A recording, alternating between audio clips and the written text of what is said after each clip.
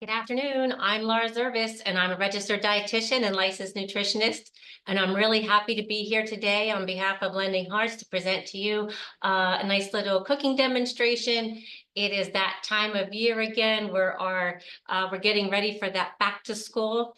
And juggling meal prep is always and meals, family meals on the weekly basis is always a challenge, especially if you have children in the house that have activities, no matter what their age, whether they're young, elementary school, high school, there's still that issue. Even college presents some issues if they are still around the house, and trying to juggle schedules. And again, trying to eat together as a family is so important. So it's nice if you could do some pre-prep and pre-planning and have those meals ready to go to create a stress-free environment so you could enjoy that time with your family. And again, that's one of the principles, the main principle of the Mediterranean diet, the number one anti-inflammatory eating pattern, is that we enjoy our time and our meals with our family and friends, and we are mindful when we are eating. So it's difficult to be mindful when we're stressed out about what we're having. So just I wanted to provide you today with just a few things that, a few recipes that are very simple to prepare. There's one that I think would be a great addition that could be prepared on the weekend or whatever that day is that you have free. Or evening that you have free to do some meal prep. There's something that you can make, like we have a vegetable dish today that, if you make it, then you could serve that throughout the week, whether if it's with your lunches or if your dinners. The other item is a fish dish, which comes together very quickly. So if you do have time to have something to prepare things right after work or right before you're ready to eat, it will come together very quickly for you and be very satisfying. You could serve one of these sides with it. And then the other one is a chili that could be made on the weekend or whenever you have that time. And it's very nice because it uses some of the vegetables that are available to us right now. So excited to talk about all of these. So let's get started because we have to get everything into the oven and get going. And that first item that I have is going to take a little bit of time to cook. So I'm going to talk while I cook. I'm going to adjust the camera. And if you have any questions, just raise your hand, or let's see if there's anything going on. You could always raise your hand and just let me know, and then or you could check out all of the recipes on my website. They'll all be there at laurazervis.com with the nutritional information too, and I'm going to try to include some photos as we go. So let's get started. So the first thing I'm going to do is it's going to be a butternut squash with some farro. And here's my butternut squash. If you saw our sneak peek picture, very nice. This is from my garden, just picked it last week. And you'll notice it has that tan color. If it's green, it's too early. If you do happen to pick it and it still has some green on it, I would leave it out on your counter for a little bit until it's completely tan, and then you're ready to go. Now, some people have an issue, and it happens to me sometimes too. The resin that is under the peel here that's on top of the flesh, it could make a little coating on your hands. Almost feels like you have crazy glue or some type of super glue on your hand. It will go away. If that does bother you, you could always wear some gloves while you're doing this. And again, before class, I took the time to really open dirt and bacteria off of this, because again, we don't want to introduce anything when we cut into this. So let's get started. I'm going to adjust my camera. And again, this is probably this is a this is a good choice when you want to buy a convenience product too, because it can be difficult to slice. If you are not comfortable, and I'm going to cut it into some smaller chunks. If you are not comfortable with your knife skills, boy, a butternut squash is not some place that you want to start, because it's definitely challenging. And I have a very sharp knife here today. And you can see around here next to the rind here, you could see a little bit of green. That is okay. That's what we're going to be cutting off. Now, if we would have cut this when it was still greenish, this would be, you know, a lot more green in here. But now you have that nice pale yellow. And, you know, it just depends which one you get. Every year I plant these, some come up a little darker, some are a little lighter, but it's ripe and it's ready. I do like to discard the seeds. I don't use them. I suppose you could toast them like you do a pumpkin seed, you know, it's in that squash family. I don't do that. I usually just discard them or I save them for the next year. And I don't know if I'm going to use this whole thing. We need about, I think, 3 cups for our recipe today. So we probably have that in here. So I'm going to set this piece aside because that's probably the hard one to cut anyhow. So we're just going to take our knife. And again, you want to get that nice flat spot. You don't want to cut your butternuts squash and have it roll on you. That's when accidents happen. So every time you're cutting, try to create that flat spot. And we're just going to remove that. You could use a smaller knife if you like. I don't recommend holding it in your hand and taking a paring knife and peeling it. You could always, you know, since it is so difficult to cut, since it is, and I could already feel that resin. Since it is a little bit more difficult to cut, you wouldn't want to accidentally cut into yourself. So again, just making those nice cuts like that, and I might cut this a little bit more too, just to, because I've got a funny angle on this one.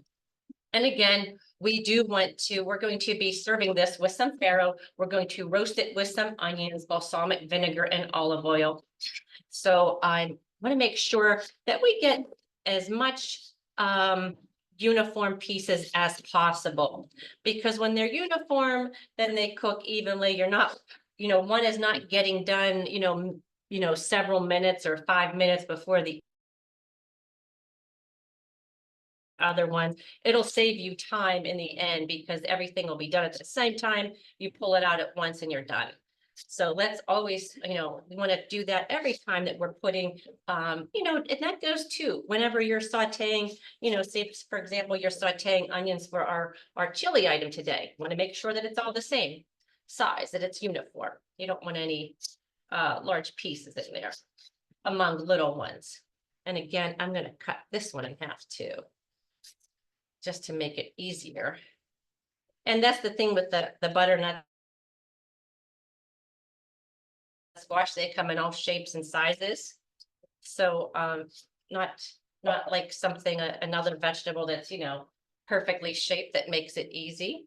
Sometimes they are, and it just depends, you know, how they grow, how much sunlight they get, where they are in your garden, you know, it's going to determine how they're going to twist and turn. So, and now is a great time for these squash. And of course, you know, since it is this yellow color, that it's a good source of beta carotene. It's also a good source of vitamin A. So just a really nice product. I love taking advantage of squash this time of year. And really, there's so much that we could do with, I better keep working here as we don't have a ton of time. Okay, so let's just make our slices and I'll talk as I go. I was just going to say there's so much, you know, this starts out as a great base too, what I'm doing. This, you know, cubing it like this and roasting. We're going to stir it in with some farro, but you could also, if you roast it like this, you could also, that could be the base for a soup.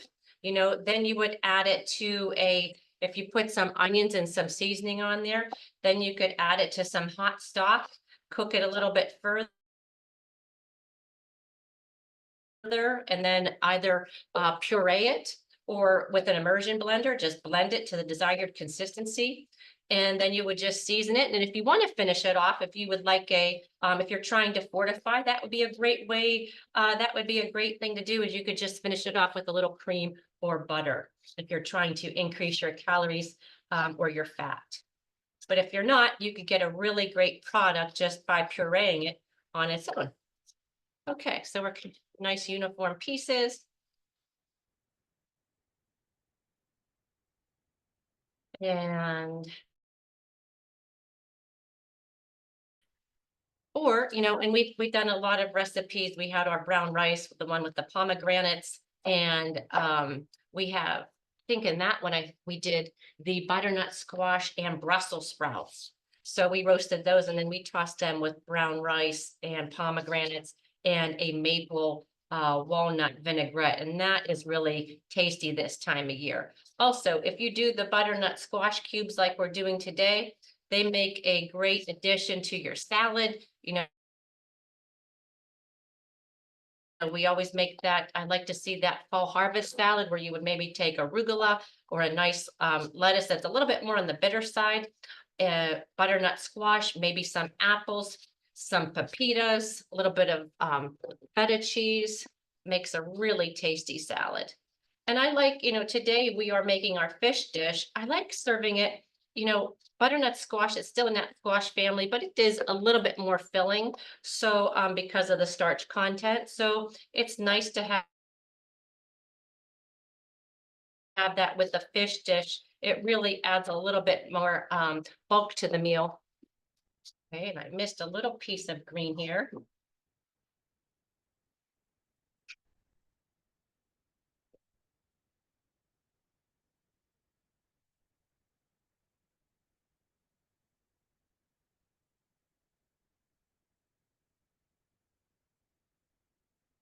There we go. We ran into like a tough spot.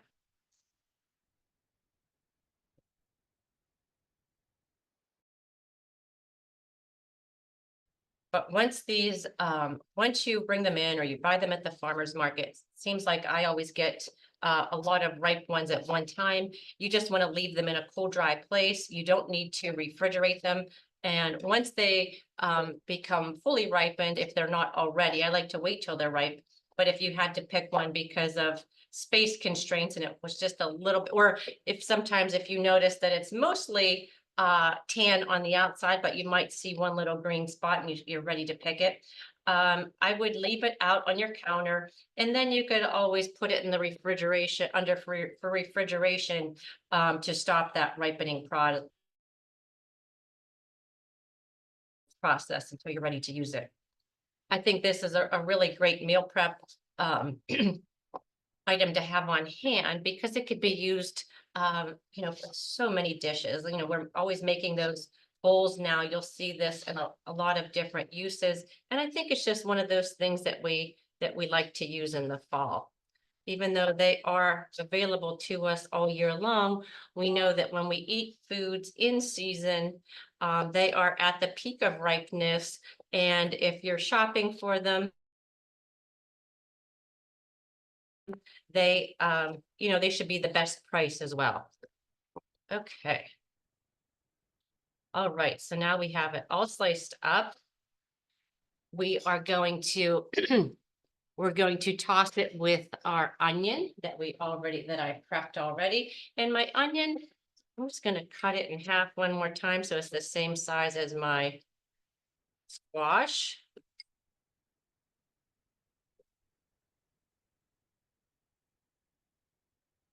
I like to use a red onion, and it does add a little bit more. It can be a little bit spicier, so to speak, than a white onion, but it adds a nice depth of flavor, and it looks beautiful along with the butternut squash. And we'll just throw these little ones in, and let me show you what that looks like. It looks good already, actually. Okay, so we have that, and we're going to toss in our oil and some balsamic and some salt and pepper.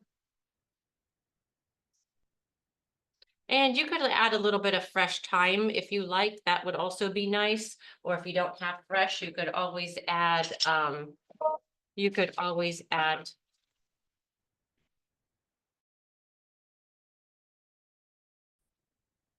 dry. So let's toss that around real nicely. Okay.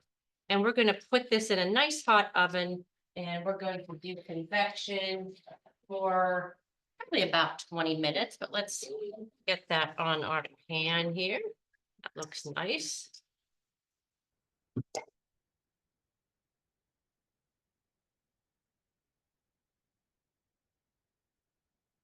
And I'm just setting the oven here just to get it on a nice. You want to make sure that we have a nice even layer, that there's not something, that we don't have this squash stacked up or anything like that. That way they all get a nice chance to brown.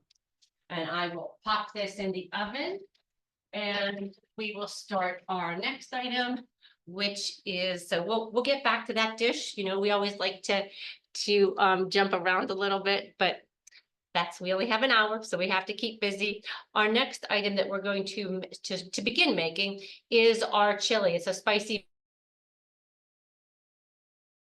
vegetarian chili. One of the main stars of that is this beautiful eggplant I have right here. Picked this morning.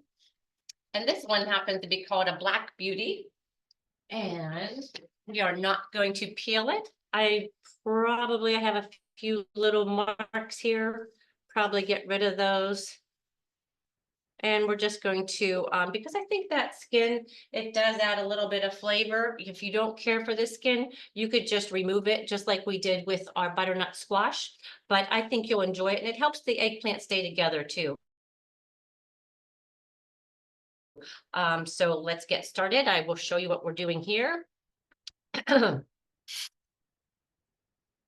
And this one, we're probably going to do like a 1-inch cube. We're just going to remove that stem. There you go. Remove this little part here. Okay. And I'm going to use a smaller knife just because I don't want to take too much off of here. Which nature just did a little beauty mark on that.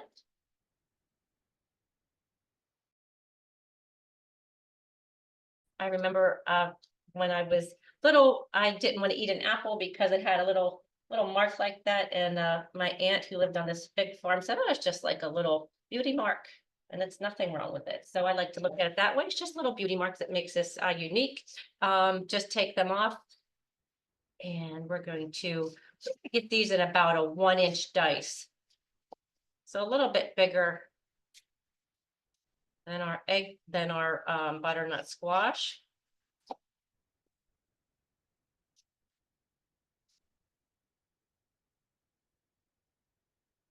And we're going to put several vegetables in that. Let me just take a little bit off of this edge here.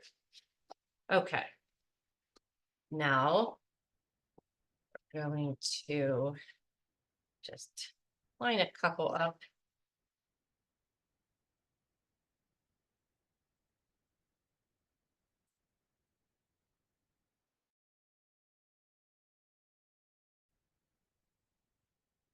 And we're just going to toss these in our cup here.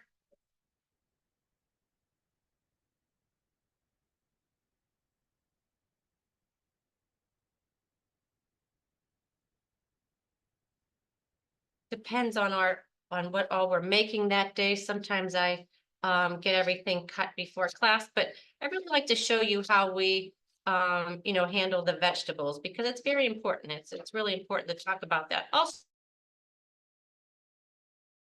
so I should mention that that this meal, and I'll get back to the butternut squash and all the qualities there, but the spicy vegetarian chili that we're making today, it is so rich because of the compounds that are in here. And that's another reason why I don't like to peel it, because a lot of the compounds are in the skin. When it's purple like that, it's carrying the anthocyanins, and they're a very powerful antioxidant. The eggplant, and it's also an excellent source of fiber. So this is a really fantastic dish. And then we also have in it, in this one, we have onions, garlic, peppers, zucchini, jalapeno peppers, and then we're going to add tomatoes, oregano, cumin. Everything that I'm saying is pretty much an antioxidant there when you think oregano, cumin, the jalapeno. So all really great properties. I'll think of all those compounds that are in there. It's just a really rich dish. These are things that you feel good about feeding your family during the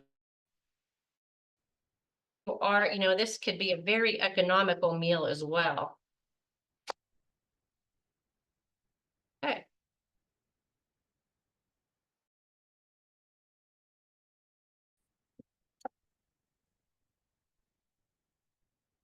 Okay, so this one, it's going to be similar to our, we're not going to, we're going to put a little salt and pepper on this one, but we're not going to do the balsamic like we did with the other one. We could actually saute this like that we are doing with the rest of the vegetables that are in this dish, but they are going to cook a little bit differently, and it's kind of nice to roast these because it's going to bring out another level of flavor that you won't get in the sauteing process.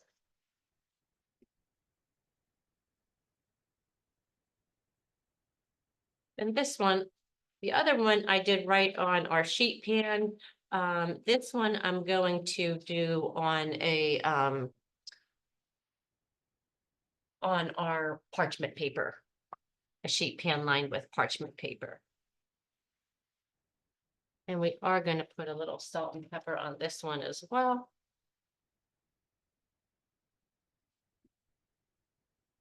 Not too much because we have a lot going on in this recipe. So we have our sheet pan here, and we're just going to line it up.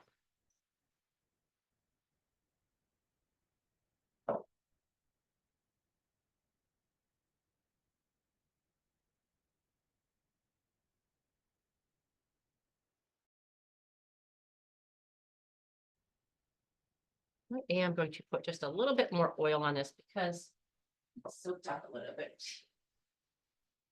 We want to make sure that it roasts really nicely. I don't want it to, there we go. All right, let's get the oven ready.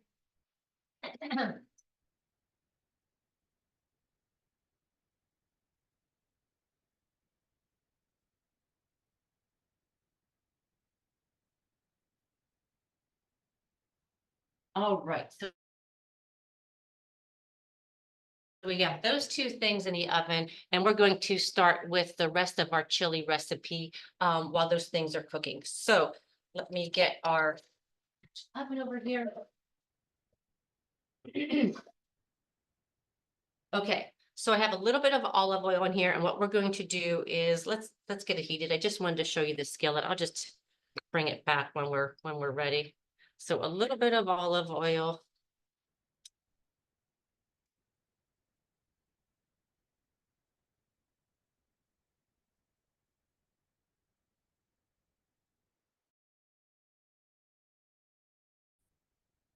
Okay, so what we're going to do first is let me show you the prep.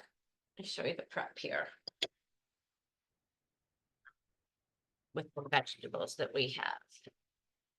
So I have green pepper, I have zucchini, I have onion, which we're going to do next, and garlic, and two types of beans. I just have a red and dark kidney bean just to have some variety. And then we're going to put some chopped jalapenos. Now, if you don't like, this is where the spiciness is coming from, along with some of these spice, along with some of the cumin and the chili powder. You may want to start with half of a jalapeno. You may want 2 jalapenos. I have one here, finely chopped, about a, about an eighth inch dice. Zucchini is about a 1/2 inch dice. Pepper, probably about a 3/4 inch dice. And then we're going to add our spices: salt, pepper, fennel, cumin, chili powder, and also oregano right here. And then I have some crushed, some whole tomatoes, like Roma tomatoes that were canned from last year. And then I cut them in half, and we're also going to be using the juice in that as well. So let's get started. Let's saute first our onions.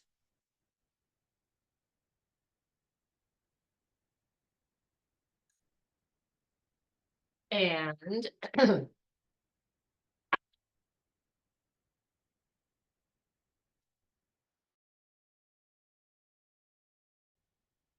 we'll just let those get started. And after that, we will add our garlic. So, some of those, some of the vegetables we're going to be adding and then adding that sauce right to it. So they're going to stew for lack of a better word, and steam and cook that way. But we always want to get the most out of our garlic and our onions, those pungent vegetables, from the lily family, because once you do expose them to the heat, those compounds are released, releasing that beautiful smell through our home. So we're going to get those started. And as soon as, you don't want to do the garlic too long because it'll become bitter. So I will do the onion till it's mostly, keep tossing that around, and then we will add our garlic, and then we will add our other vegetables. So let me get started here. And I just think that there's something real easy that could be made whenever you have time. And then you could put it, and I just pulled these out too. We're going to be using those for our fish dish. But I just wanted to point out that these glass dishes are excellent for, putting them in here. If you're going to take it with you, you could also put it in something else to freeze, if you want to portion it out. That's a good idea. But if you were going to eat this all in the week, or maybe everybody was going to take one of these for lunch, you may as well just go ahead and prep it right now, stick it in the bowl, cover it, pop it in the fridge, and it takes the thinking out of it during the busy week. What should I have? What am I going to put it in? How much should I do? So while we're doing this, it just saves time to portion it right out into our containers, stick it in the fridge, and then grab it. It makes for a much easier week.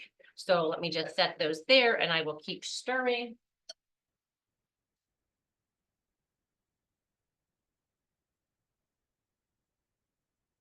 Okay, and that's coming along real nicely.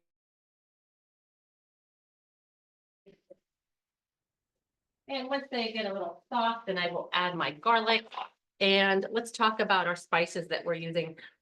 Again, cumin, I'm using about 2 tablespoons of cumin. You could use less if you don't care for that flavor. It does give it that good, how can I explain that flavor? It's used a lot in Mexican foods. It's earthy but pungent, and it's a very great antioxidant. Oregano, we know oregano is a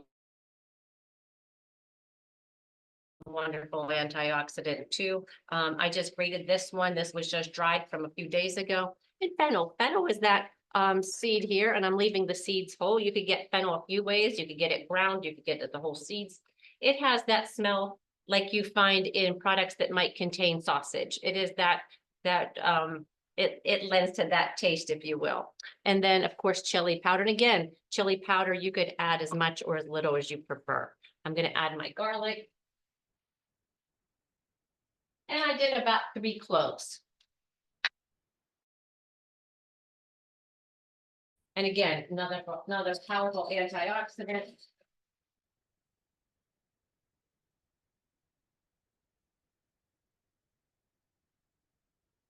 Okay, there we go. And then next we're going to add our zucchini, jalapenos, beans, everything. So again, here we go.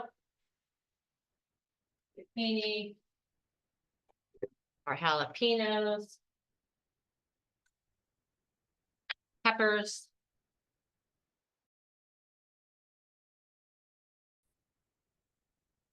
and then I'm going to give that a stir.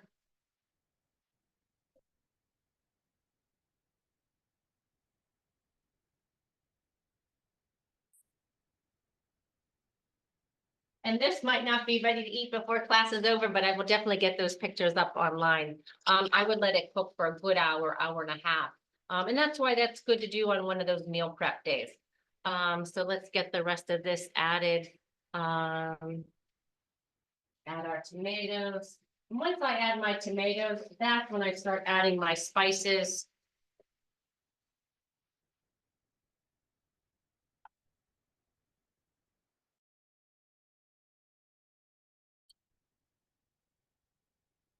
And then I'm going to take just just 1 second and just check on our vegetables. I'm going to give that squash a stir. Make sure it's browning nice and evenly. And it is.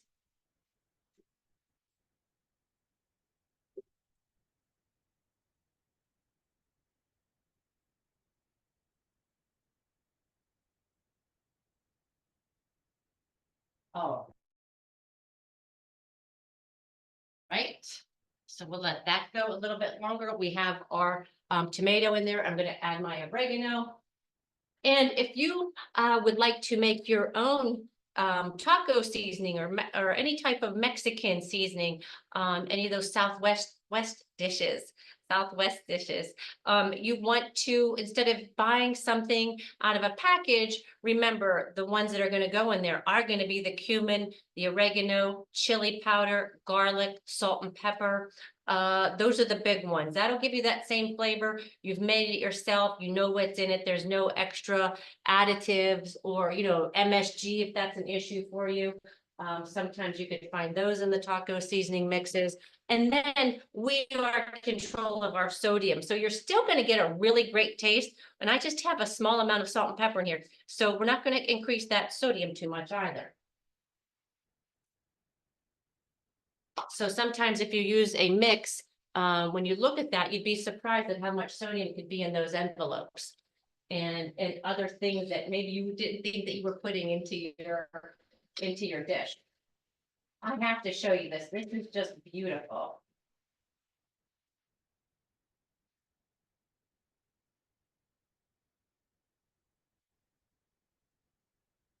And this is something too, this is like because it's, I'll add the beans over here with you.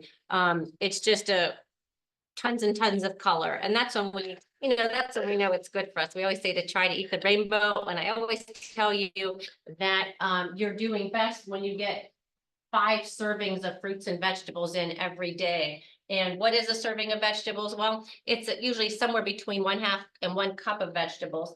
And let me just bring this over to show you. Where's my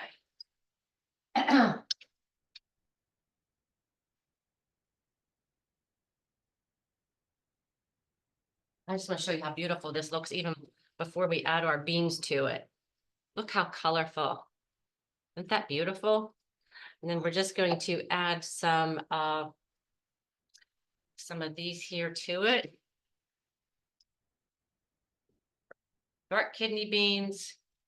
And you could use, if you really want to, if you're all about that color, you could also add black beans. You could add garbanzo beans. You could add cannellini beans, northern, whatever you like.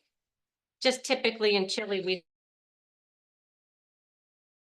see the kidney beans. So I wanted to keep it this way, but there's so many variations for this.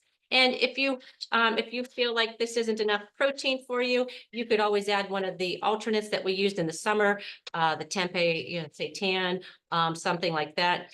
Tofu might hold up okay in here too. Or you could also add ground turkey if you're looking for some type of, a animal protein product in there. But let's get this back on the stove, and this is just going to simmer real nicely until we add our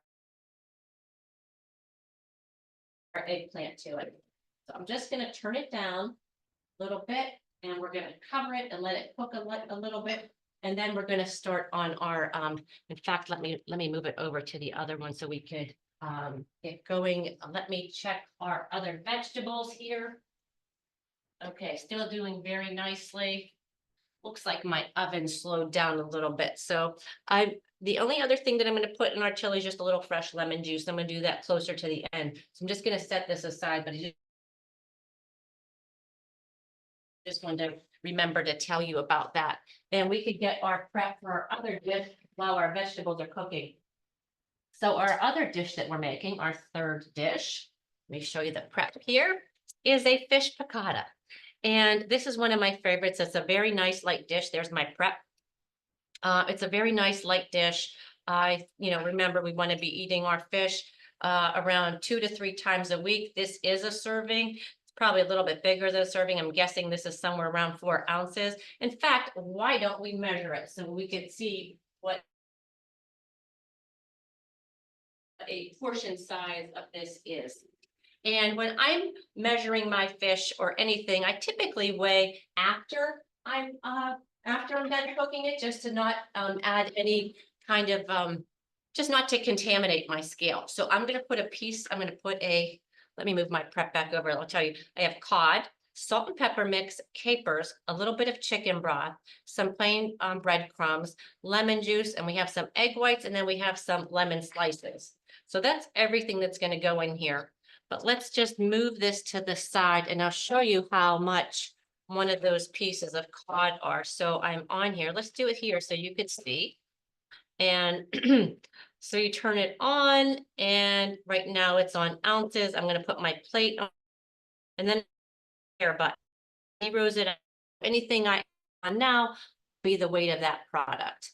And one of our paper towels, and we have to pat this dry. So let's pat it nice and dry and get all the liquid out of it.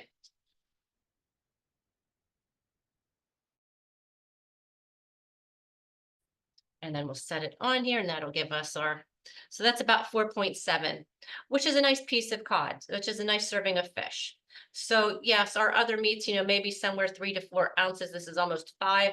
But again, we're talking a lot of protein, very little calories. So really a nice option. And I'm just going to get all the liquid out of here because remember, if we don't get it out, our fish is going to steam as it cooks versus, cooking and browning very nicely.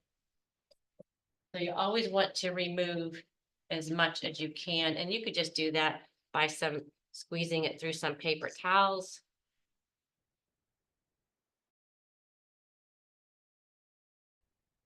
Okay. And even before you do that, you could almost squeeze the fish a little bit. And this one I'm using, the sources of those omega-3 fatty acids. Let me move my scale here. Cod, salmon, tuna, mackerel, herring.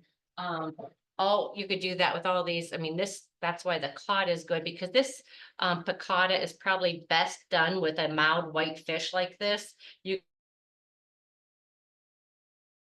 could also use flounder, which would probably be a decent source of those omega-3s. But we're going to do our cod for today. And I like cod. It's readily available.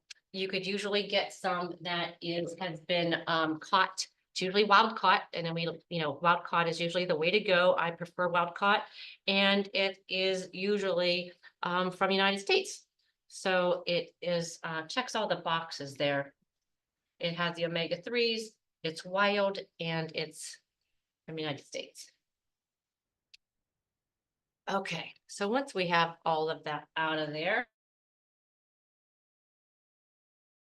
because too, if we didn't you wouldn't believe, I should have did this in front of you, but you wouldn't believe how much liquid I got out of there. And if you don't get that out of there, it's going to do a couple things. Not only is it going to steam your fish while you're cooking it instead of letting it, cook with dry heat, it's going to dilute whatever you're doing. So we're going to all that trouble to add this lemon and the chicken broth and all these, salt, pepper, everything else. When you have all that water come out, it dilutes that taste. So it's going to change the cooking method to steam and it's going to dilute the flavor. So just something important to remember. So what we're going to do is we're going to just put it in our egg whites and then our breadcrumbs, and we're going to just lightly saute it. So let me get that skillet ready. Okay, we'll just move our chili on that back burner. We'll put this here. A little bit of olive oil in our pan. And we're just gonna lightly saute it. And then while we're making our sauce, we're going to stick it in the oven. So we'll just keep it warm and it will also continue to heat through. And we're just a couple egg whites there. You can use whole egg. You could also use olive oil. Sometimes I just go straight olive oil and my breadcrumbs. It just depends. All right. So let's just get this on here first. And we are going to sprinkle our salt and pepper on here too. I'm going to put some in the breadcrumbs as we go. And we have our breadcrumbs. So we'll just that.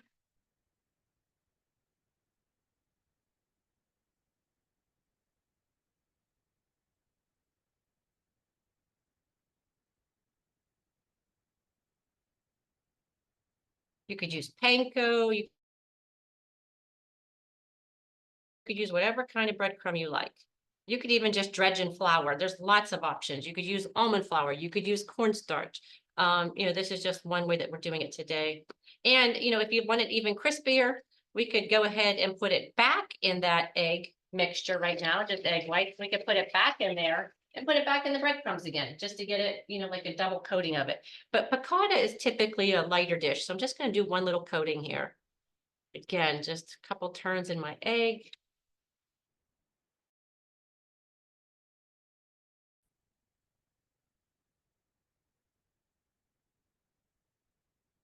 And we'll set it here. Get this out of our way. And then we'll saute that real lightly on both sides.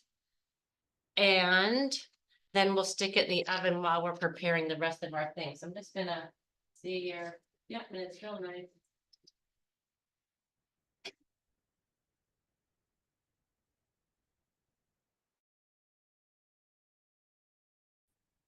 Gonna start with those three right now. Because I don't have a lot of room in my skillet and I don't want anything to happen there while we aren't giving it our full attention. So let me just leave it go for a little bit here.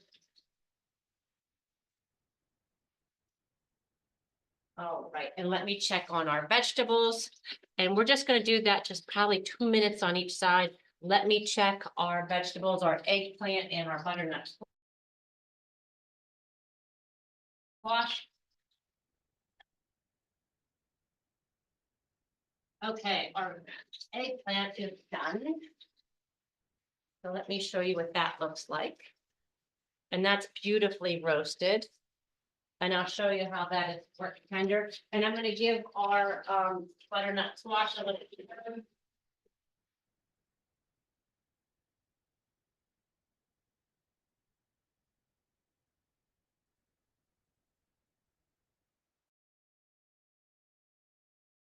Okay, so we have our eggplant, and let me just show you with a knife. It's nice and tender, just going right through there. You could just see how. So we're going to go ahead and add that to our chili, and I'm going to move it and bring the chili over here for you. Okay.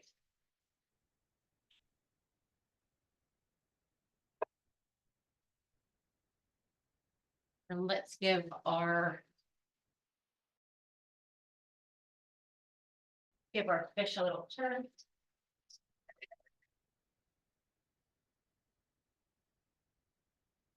I'm just doing that real delicate. Don't want your heat too high. This one's real nice and easy. Let me show you what that's looking like. And you'll see why I didn't want to do all four of them at the same time. Look how nice and just gently golden brown. This is a very delicate dish. Okay, so let me bring my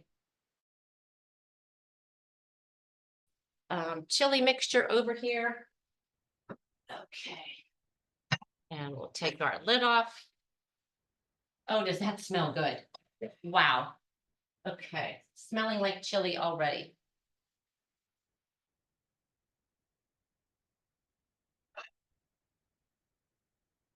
I put this on parchment, so we might be able just to get it off real easy.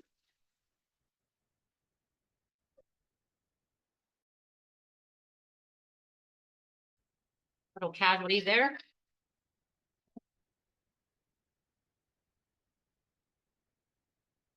Again, you see it's cooked through, but it's not, I mean, there's a tiny bit of brown, but we didn't, totally roast it and get it charred by any means. So we just wanted to bring out that flavor and keep it nice and tender.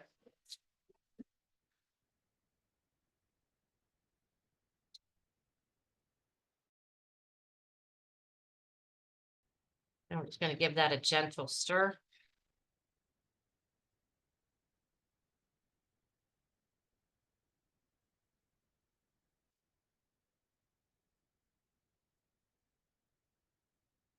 And we're just going to let it cook a little longer. Okay, we'll just leave that on there. Let me show you what that looks like.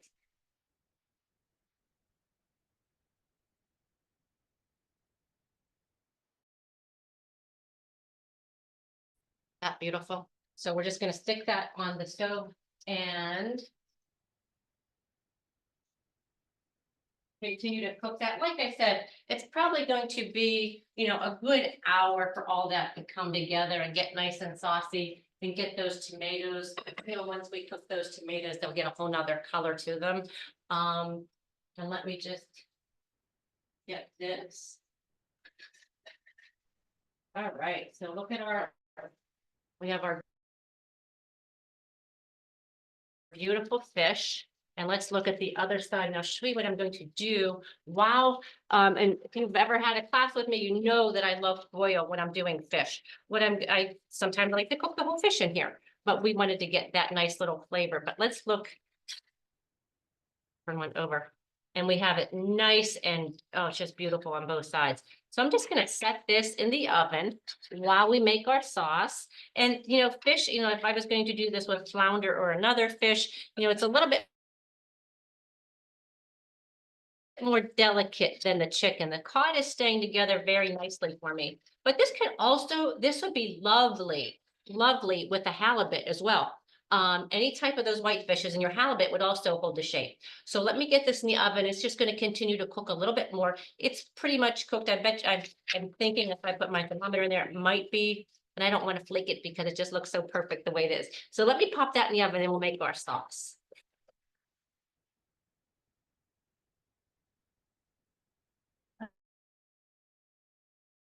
Okay. So right now, what we're going to do is we're going to put this back on. We're going to add a little bit of butter, probably about, I'm guessing a tablespoon here. And I'm going to add a little olive oil and I'm going to let that melt down. And then what we're going to do is we're going to add our broth and our capers and our lemon juice. And then we're going to let that reduce for a little bit while we finish our other dish. So let me just let that butter melt and we'll get everything added.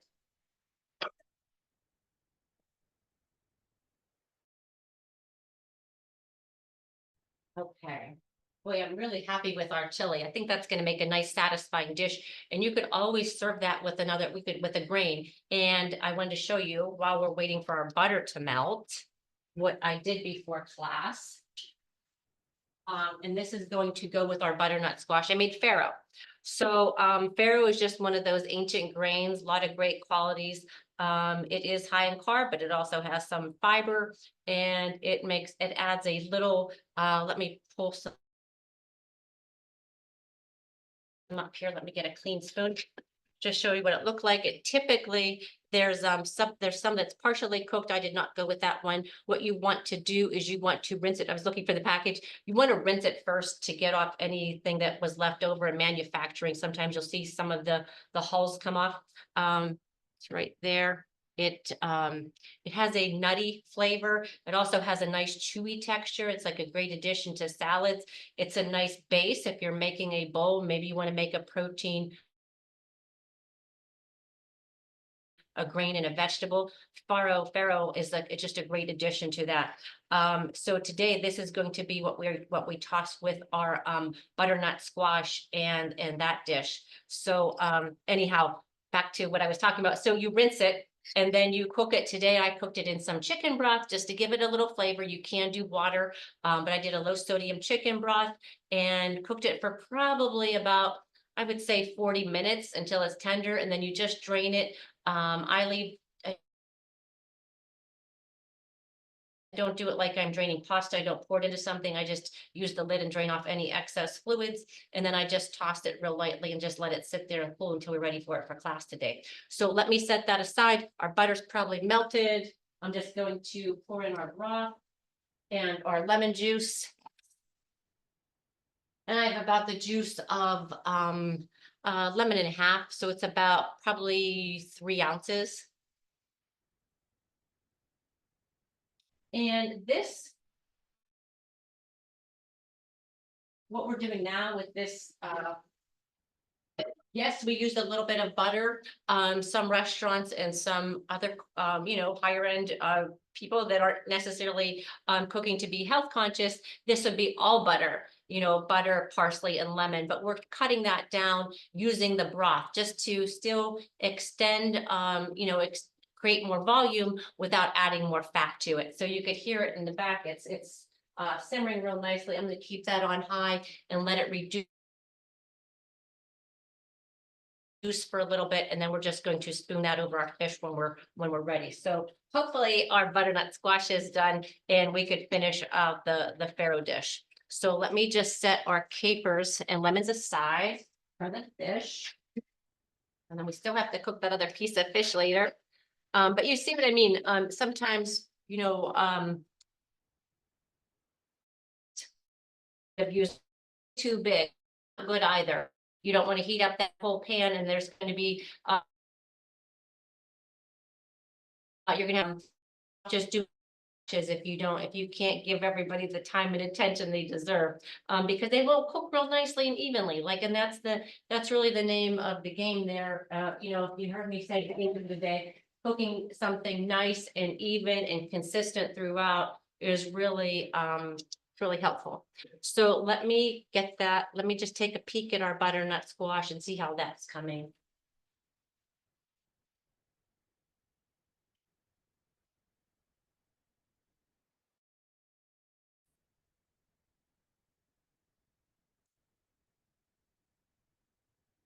Okay, so it's definitely tender and brown.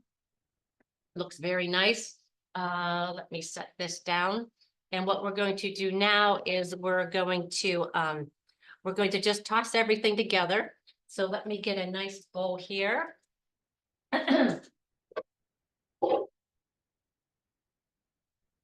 a nice colorful bowl, and we'll put our farro in there.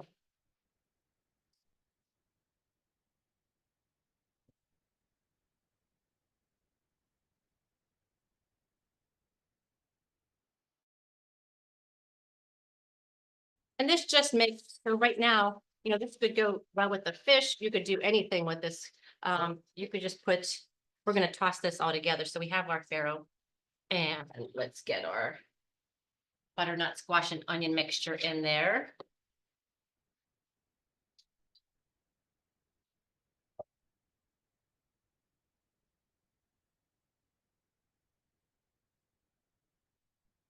Oh, that red onion with the butternut squash smells so good. And this is something that could be prepped on the weekend, and divided throughout the week, or it could be had as a side throughout the week. Lots of uses for this. So that's important that you sit down with your family and decide about all of those dishes that you do like, all the fish dishes you like, all the chicken dishes, all the, meat, all the pork, all the egg, all the breakfast for lunch or the breakfast for dinner items, all of those different things.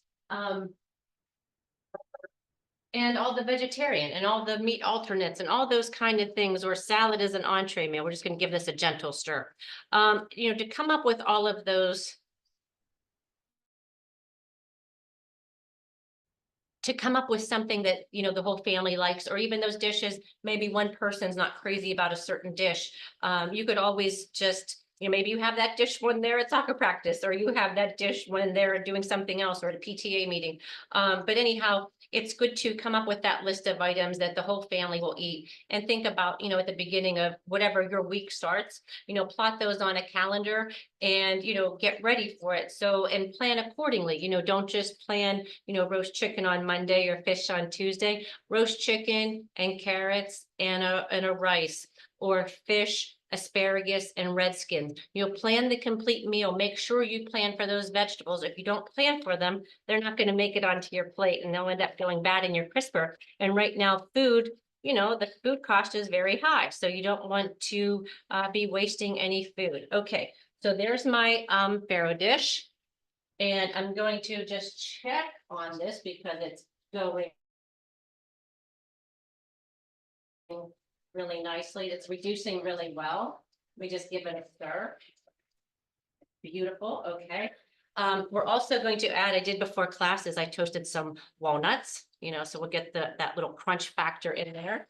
And I'm also going to stir those in first. And then you don't have to do this, but I'm going to top mine with a little bit of feta cheese, just to give it a little bit more dimension.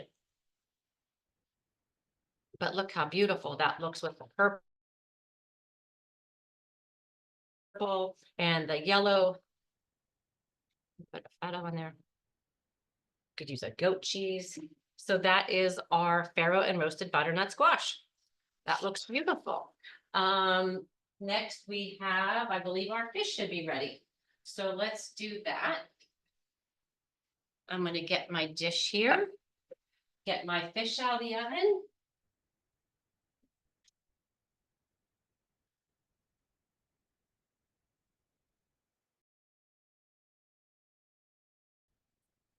Oh, does that look good? So there's our fish, and let me get a nice clean spoon and fork.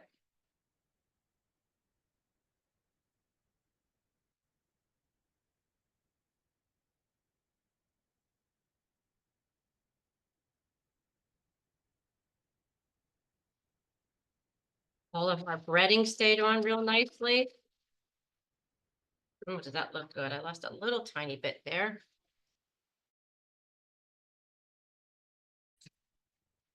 And definitely reduced this by half. See that right there. And we're just going to take a little bit here. Just put it over here.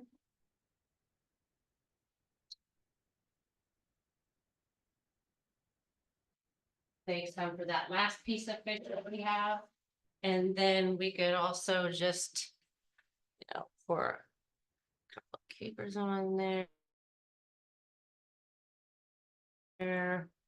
Put some lemon. And there we have our fish dish. Let's see that right there, our fish dish. We have our butternut squash dish. And let's get our chili over there.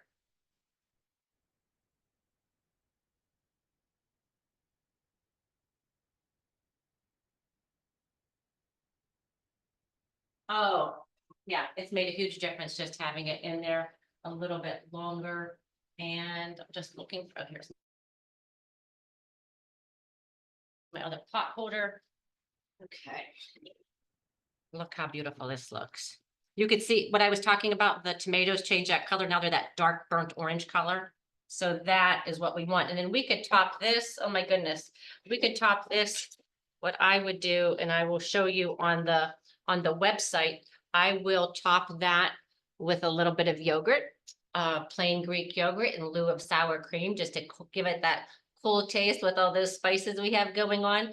Then you could also do maybe some fresh avocado, scallions, cheese, a little tiny bit of grated cheese if you like anything, just to make it like other chili. Remember, when we're introducing maybe something, if your family is not accustomed to these meatless meals like the chili, try to make it like the other version of chili that uses meat, make it familiar, use some of those other toppings. But I think that you're going to find that this is very satisfying, and even the pickiest of eaters will like it. And plus, all those colors are very tempting and enticing. They pull us right in. So just a really good fiber-rich, antioxidant rich, phytonutrient rich meal that your family will love, that are easy to make. Look, this was 1 hour. Yes, I know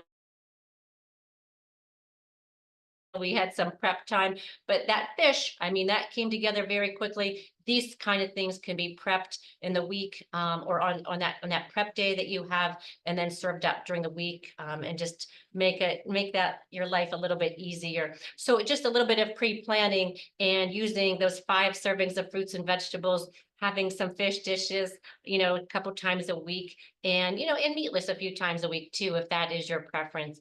But do those things, and remember, we also had some ways to to increase the calories on that. So those options are available. If you need help with that, let me know. But keep choosing wisely, and you'll stay on the path to wellness. Thank you so much, and have a great day. Enjoy.